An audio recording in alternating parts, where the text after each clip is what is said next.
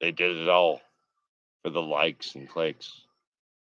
Media swarmed around it, lightning quick, feeding fuel to the already festering situation, accelerating the quickening.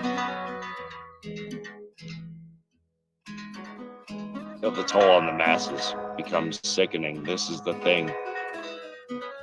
They play on your heartstrings. Like a master conductor, not a single fuck about you given. I pray to God that they damns those motherfuckers to the fiery lakes. I give it all up to the spirit of percussion, my breath becoming the soul of the music, breaking the mundane, manufactured, complacent, orchestrated by a careful, crooked hands, with a plan mastered upon you like a whipless slave driver. Understand yet? It's simple, kid. I can teach it to a simpleton. It goes 1, 2, 3.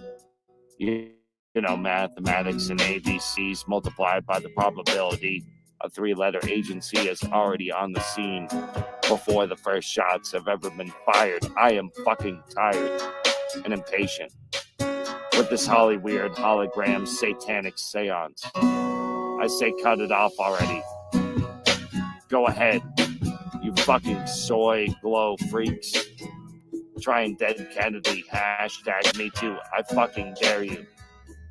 Your voodoo is broken and flawed. You have no power over me or my ilk. The devil lost his fiddle battle with Johnny Drew. But more so, his forked tongue will forever covet my words like they were the finest of silks. I shine without trying, crying to make good with your god or goddess, your mother, your Mohammed, Buddha, or Jesus, while there is still time. I pray to the mother of life with each evolving thesis, that all that have disrespected her benevolent gifts are swiftly cured of that weakness. I came to proclaim the good in all of us, a seed, beautiful and perfect till it's purposely corrupted. Lord, give me the voice and the courage to speak this. I can become a monster if needed that would make the darkness seek light for safety, shelter from me, and therapy from the memory of the day that it ever met the real mighty. The light can shine in the darkest of places. These words originate from the primal seed, the love of all creation, every living being from plankton to interstellar aliens. This poetry takes me to places I could never hope to dream of or ever fully navigate. I will speak it until it takes my very last breath away. As I finally land at the heavenly gates, I'll be all pissed at God for ripping me away from my masterpiece mid-verse. I'll beg him to put me back on the earth for another time around, even if he needs to curse me again. They told me I could never learn to speak his true name.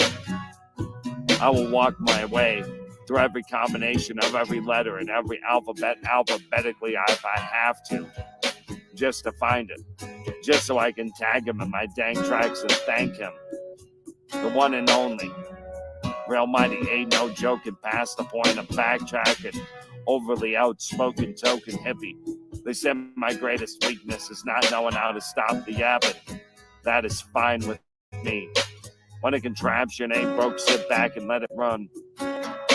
When you have the light inside you burning bright, it is my advice to dispense it. When you're gone, your words will be all that is left, along with savored memories that haunt your descendants. Leave behind more than just tattered notes and tear-stained photographs. Memories and moments are all that we truly have in this dream, after all, isn't it? I reached that I could stay here or go away point in my life painfully early in my beingness. It gave me a freedom to seek a reason to live. I sought and found.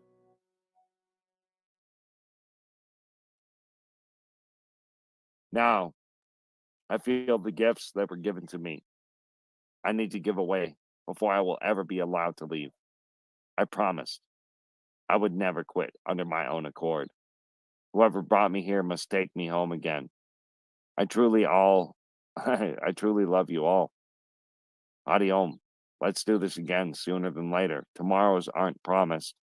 Your accomplishments in life can easily become a cold, hard, carved dash in granite between two dates. If that's all you give and all you ever make, the time to wake the masses is past. The ones asleep are acting like a teenage child in denial, underdeveloped spiritually. I know only one thing. I am you, and you are me. Maybe two things. Never take yourself or anyone else too seriously. Understand those two things and make them part of your DNA. Don't be afraid. This is the way. This is the way.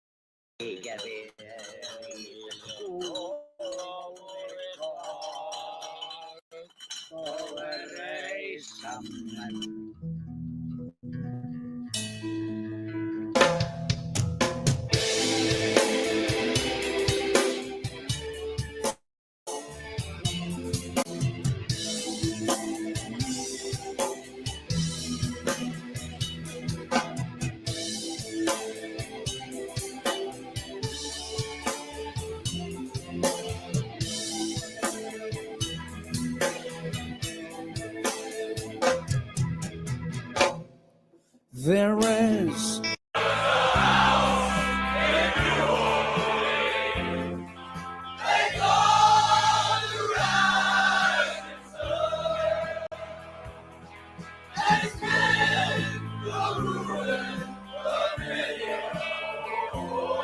and God, I know I'm one.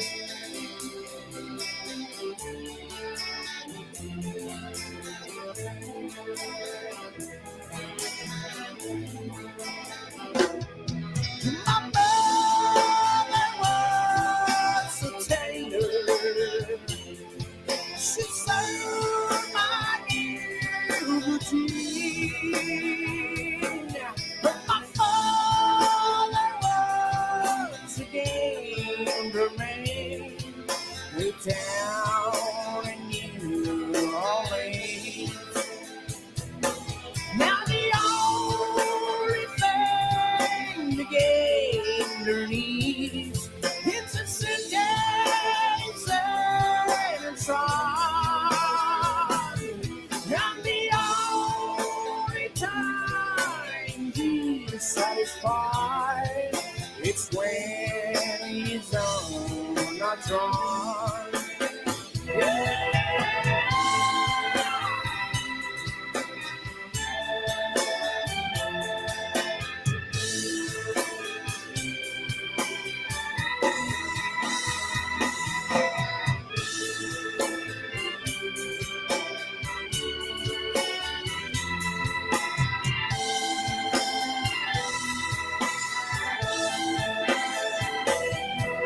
Oh, mother, tell your children not to do what I have done. Oh, spend your life in sin and misery in the house of the rising sun. Well, I got one foot on the platform, the other foot on the train. I'm going back to New Orleans.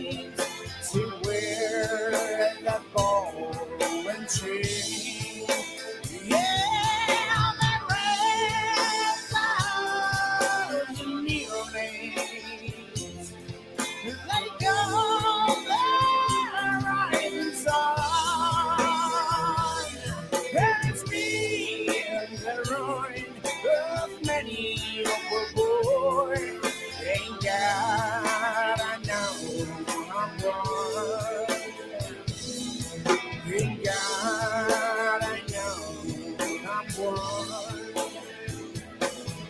And God, I know I'm one. This is the dawning of the age of awareness.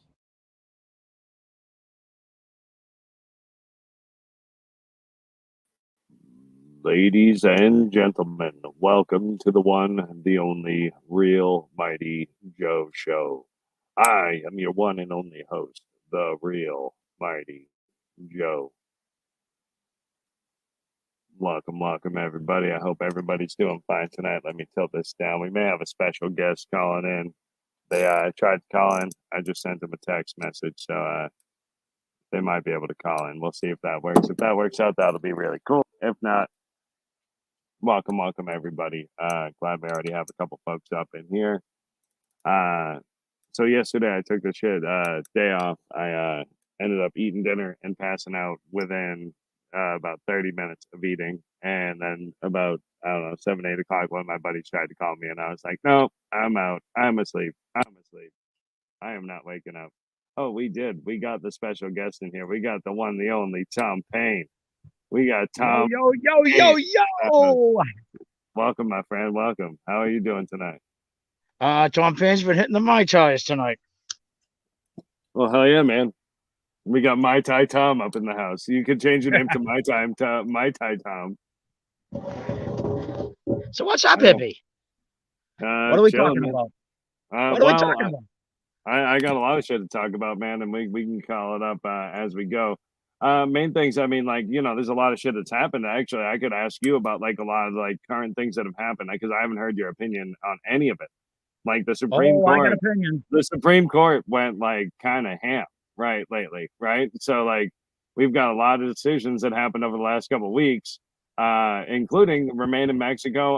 Biden's administration is allowed to cancel that. Now, a lot of people will be upset about that, but I personally think about that as that's the long game right there because it's standing up. The Supreme Court is upholding the right of a president to say, hey, this guy did this. It's my administration. We're going to get rid of that. So, like that sets up whoever comes in after Biden to undo his bullshit. That last one that they did, the very final one on the remain in Mexico, because they did the EPA or maybe EPA first and then remain in Mexico, I think is how it came out. But the remain in Mexico was the last one. A lot of people shit on that. Then Kavanaugh jumped on that. But the way I look at it is each president gets to be like, okay, we want to, like pull some of these things back. Like if he wants to revoke Trump's policy, he's constitutionally allowed to do that.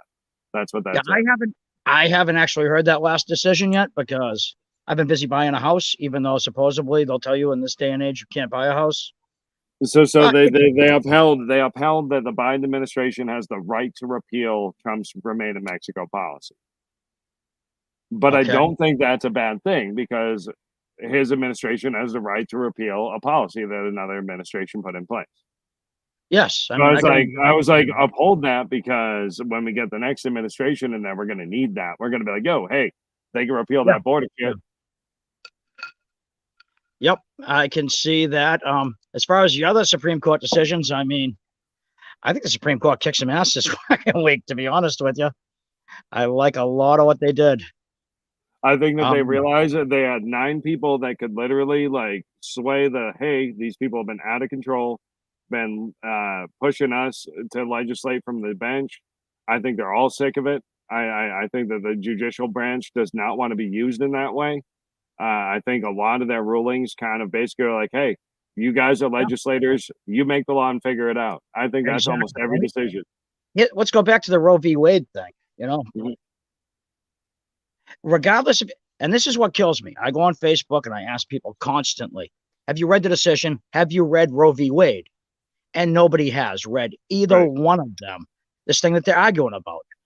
Now, if you read Roe v. Wade and you read the decision, constitutionally, how could they not have made that decision? You know what I mean? They were asked to revisit something. They revisited it.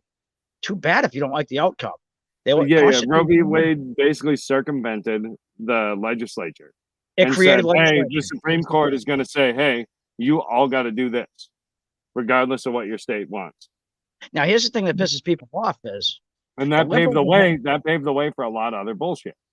Yes. And the liberals have had since 1973 to fucking get legislation in place to take care of when this happened, just like all the so-called trigger states did. They knew it was going to be overturned. They had legislation in place for when it did. The left could have had legislation in place for when this was overturned. So, Federal legislation would, what was it? to legalize it. Florida today. Florida had some stuff that they had ready to trigger through, and a Florida judge put a hold on it, put a gag on it, or a stop on it for now. So you're going to see some of the courts fighting back, and that's what this is. I don't know who appointed said judge or whatever, but a judge basically was like, "Yo, I'm going to challenge this." So now it's going to have to probably go back up to the Supreme Court. You're going to see a number of cases that are going to be trying to be bounced up to the Supreme Court. From here now. But this is interesting too. Is like, do the liberals want to bounce these cases up to the Supreme Court after what knowing how they just ruled? Yeah, knowing exactly. I don't think they're gonna want to bounce a lot of this stuff up. It's kind of cool the way that the Supreme Court does shit in a fucked up way, because basically they like deliberate on this shit like all year and all these big cases, and then they have like a month or so where like, yo, we're gonna tell you what we think on this case, this case, this case. Here's all the decisions, and they rattle them off all at once, and then they go on vacation. I was like, it's actually a pretty dope ass like drop the mic way to run a branch of government. I'm trying to move my phone around so I don't look so fat, because I look pretty fat in this fucking well, I mean, you're gonna have to make lifestyle choices to fix that, It's like me trying to make myself less of a shaggy ass hippie. I mean, I'd have to like shave and stuff. Yeah. Yeah. So I was happy with the way they ruled on that. I think it was the right ruling, and I think anybody I look good in the profile, don't I? Yeah, that makes me look sophisticated. Yeah. Yes. Yeah. I think if a lot of the liberals read the decision before jumping on the freaking social media and crying, they would actually be kind of happy with it. They might like it better because their states can actually go further to protect even more. Yeah. So it doesn't set a limit on what they can or can't do in regard to that law. So like California literally has partial birth abortion and afterbirth abortion legal in certain areas, which is horrific and an actual thing a lot of people don't know about. But I mean, like, in extreme cases, they're actually birthing like babies with Down syndrome, and the parents are deciding whether or not they want to keep it, and they'll keep the baby comfortable while the parents make the decision. The baby's already born, mind you. And yeah, that's infanticide. That's killing a baby. Well, yeah. I mean, in the womb, I think it is too. After a certain point, I think so they try and make this a very divisive issue, but almost everybody agrees after the first trimester, you might as well carry the baby. Like that is like an overwhelming level of agreement. Late term abortions, overwhelming level of agreement.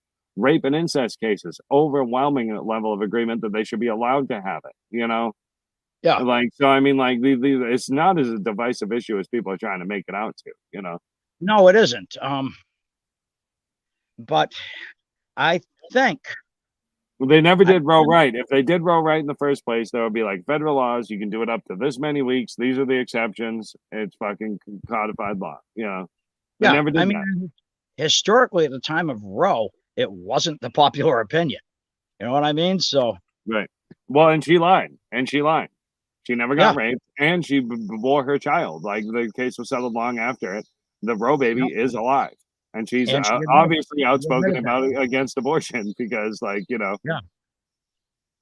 she waited until she was well into her 30s to even speak. But the baby is alive and outspoken. That was involved in that case. Yeah, so that's an interesting one. The teacher praying. Yep. Another right decision. For sure, because it wasn't during school. It was after the game. After the game, midfield. If like that would be like me going out and be like, "Thank God I fucking won. Thank God, we made it through." Like, I mean, like, and someone would be like, "Would you be like fine with someone like going out and doing a Muslim prayer out in the middle of the field after the game?" And I'm like, "Fucking absolutely, fucking absolutely." If they want to do a Hindu fire ceremony in the middle of the field, I can give 10 flying bucks. I work in a place where a bunch of Muslims on their break every night They go into the men's room and they wash their face and their hands and their feet, and they go into a conference room and they close the door and they put their rugs down and they have their prayer. Because they do it certain times a day. Exactly. You're right. Right. Yeah. And they take their I break just time. feel like during Ramadan too, like we used to get like fed like the greatest of foods, man. It was like the most amazing thing. Yeah. Hell yeah, we got faith in the house. Faith takes you far. Nice to see you, my friend. I don't think you would find any All the cheers. conservatives I that would have appreciate a all those problem with cheers. the scenario. You wouldn't find any conservatives that would have a problem with the scenario I just laid out in a workplace. Using your break time to do that, you know? So why could you possibly have a problem with this guy on his own time and these students voluntarily on their Well, own time? no. Nobody was like called into praying with him. It wasn't a thing. Like it was like he just wanted to do it. So I went to the Voc, you know where I'm talking about, like vocational high school, and there, like, so during the time when I was there, they made the rule about praying against in high school, like against the law or whatever, because before there was a group of Christians that always used to pray like before stuff and like, you know, like in the courtroom or like outside the cafeteria or whatever, like they do it in like common areas or whatever, right? And so they made a rule that they couldn't do it. So they all started praying outside in the parking lot. And everybody supported it. Nobody was against it. Nobody had a problem with it. They're like, they told them they can't pray inside. They're all praying outside. And it's like, well, all us fucking stoners were praying outside by the tracks, fucking smoking joints. You know? So I mean, it's like, you know, we'd be smoking joints, like all huddled in a circle. And then it'd be all praying huddled in a circle next to us. Like, because they weren't allowed to do it in school either. So they were hiding by like the tracks. You don't look like the kind of guy that smokes weed. I'm just saying. Oh, yeah. That'd be Never it. guess. Have you seen the hats? You seen the logo? I can't see. I don't have my glasses on. I have a bunch of Mai Tais and I'm looking at a little phone fucking thing, so I can't see shit right now. RealMightyJoe, the badass. It's the gorilla smoking I a want a blunt hat. with a microphone. I want a hat. Yeah, so we had that one. That was a win. Well, The if you want second a hat, we'll just go ahead and post that. Oh shit, I gotta we're still on YouTube. I gotta get off YouTube. All right, so hold on one second, because if me and Tom keep talking, we're gonna get in trouble on YouTube. So if you want to I see gotta the get my full bowl anyway. hold on. Take a hit of weed. You gotta see the full show on twitch.tv/RealMightyJoe. The full show is not available on YouTube because YouTube is not my friend. YouTube people, if you're watching this later, this is where the live show is. We gotta sign off over here though.